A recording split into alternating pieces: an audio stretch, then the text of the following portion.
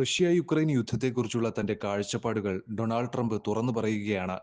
Ukraine president Volodymyr സെലൻസ്കിയാണ് സംഘർഷത്തിന് തുടക്കമിട്ടതെന്ന് ആവർത്തിച്ച് Trump അവകാശപ്പെടുന്നു. മിസൈലുകൾ വാങ്ങാൻ നിരന്തരം ശ്രമിക്കുന്ന സെലൻസ്കിയെയും ട്രംപ് വിമർശിച്ചു. എതിർ രാജ്യത്തിന്റെ ശക്തിയും ആയുധങ്ങളും പരിഗണിക്കാതെ ഒരു യുദ്ധം ആരംഭിക്കരുതെന്ന് അദ്ദേഹം പ്രസ്താവിക്കുന്നു. ട്രംപിന്റെ അഭിപ്രായത്തിൽ സെലൻസ്കിയുടെ പ്രവർത്തനങ്ങൾ തന്ത്രങ്ങൾ മെനയുന്നതിലെ അഭാവമാണ് കാണിക്കുന്നത്. സെലൻസ്കിയെയും ബൈഡനെയും കുറ്റപ്പെടുത്തുക, ഇതാണ് പ്രധാനമായും റഷ്യ-യുക്രൈൻ യുദ്ധത്തിൽ ട്രംപിന്റെ നിലപാട്.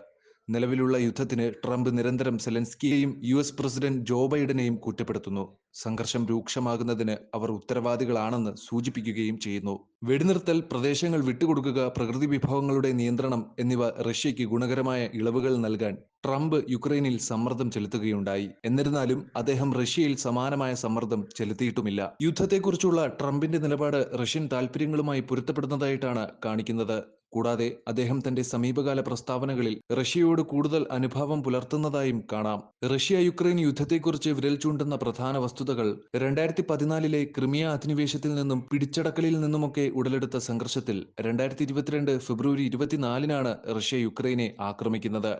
റഷ്യയുടെ നടപടികളെ അന്താരാഷ്ട്ര സമൂഹം വ്യാപകമായി അപലപിച്ചു. അവയെ ഒരു പരമാധികാര രാഷ്ട്രത്തിനെതിരായ ആക്രമണമായിട്ടാണ് കാണുന്നത്. യുദ്ധം യുക്രൈനിന് ഗണ്യമായ മനുഷ്യദുരിതത്തിനും സ്ഥാനഭ്രംശത്തിനും സാമ്പത്തിക ബുദ്ധിമുട്ടുകൾക്കും കാരണമായി. മാത്രമല്ല, യുക്രൈനെക്കുറിച്ചുള്ള ഡൊണാൾഡ് ട്രംപിന്റെ നിലപാട്, പ്രത്യേകിച്ച് യുക്രൈനിയൻ പ്രസിഡന്റ് വ്ളാഡിമിർ സെലൻസ്കിയെക്കുറിച്ചുള്ള അദ്ദേഹത്തിന്റെ അഭിപ്രായങ്ങൾ വിവാദങ്ങൾക്ക് തിരികൊളുത്തിയിരുന്നു. വിദേശ നയത്തോട് ഇടപാട് പുലർത്തുന്നതായി ട്രംപിനെതിരെ ആരോപിക്കപ്പെട്ടിട്ടുണ്ട്.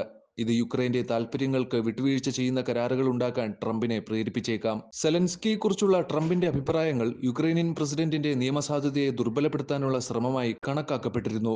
മുൻകാലങ്ങളിൽ തെരഞ്ഞെടുപ്പില്ലാതെ യുക്രൈൻ ഭരിച്ചിരുന്ന ഒരു സ്വേച്ഛാധിപതി എന്നാണ് ട്രംപ് സെലൻസ്കിയെ വിശേഷിപ്പിച്ചത്. ജനാധിപത്യപരമായി തെരഞ്ഞെടുക്കപ്പെട്ട നേതാവായി സെലൻസ്കിയെ കാണുന്ന യുക്രൈന്റെയും അവരുടെ സഖ്യകക്ഷികളുടെയും വിമർശനം ഈ പ്രസ്താവനയ്ക്ക് ഇടയാക്കി. യുക്രൈനിൽ ട്രംപിന് ഉണ്ടായിരിക്കാവുന്ന ചില സാധ്യതയുള്ള ലക്ഷ്യങ്ങളിൽ ഇവയും ഉൾപ്പെടുന്നു. യുക്രൈനിലെ യുദ്ധം വേഗത്തിൽ അവസാനിപ്പിക്കുമെന്ന് ട്രംപ് പ്രതിജ്ഞയെടുത്തു. അതിൽ റഷ്യൻ പ്രസിഡന്റ് വ്ളാഡിമിർ പുടിനുമായുള്ള ചർച്ചകൾ ഉൾപ്പെട്ടേക്കാം. യുക്രൈനിനുള്ള സൈനിക സഹായം കുറയ്ക്കുകയോ റഷ്യയ്ക്ക് ഇളവുകൾ നൽകാൻ യുക്രൈനിൽ സമ്മർദ്ദം ചെലുത്തുകയോ ചെയ്തുകൊണ്ട് സംഘർഷത്തിൽ യുഎസ് ഇടപെടൽ കുറയ്ക്കാൻ ട്രംപ് ലക്ഷ്യമിട്ടേക്കാം. ട്രംപിന്റെ സമീപനത്തെ യുഎസ് പ്രബല ശക്തിയല്ലാത്ത ഒരു ബഹുധ്രുവ ലോകക്രമത്തെ പ്രോത്സാഹിപ്പിക്കാനുള്ള ശ്രമമായി ഇതിനെ കാണാൻ കഴിയും. യുക്രൈനിലെ ട്രംപിന്റെ നയങ്ങളുടെ പ്രത്യാഘാതങ്ങൾ ദൂരവ്യാപകവും വിനാശകരവുമായിരിക്കാം.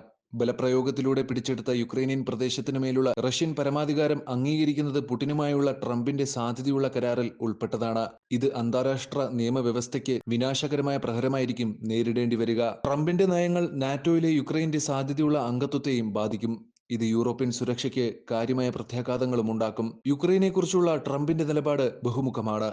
യുക്രൈനിനായുള്ള ട്രംപിന്റെ ലക്ഷ്യങ്ങൾ വ്യക്തമല്ലെങ്കിലും വിദേശ നയത്തോടുള്ള അദ്ദേഹത്തിന്റെ ഇടപാട് സമീപനം യുക്രൈനും അന്താരാഷ്ട്ര സമൂഹത്തിനും ഉണ്ടാകാവുന്ന പ്രത്യാഘാതങ്ങളെക്കുറിച്ചുള്ള ആശങ്കകൾ ഉയർത്തുന്നു.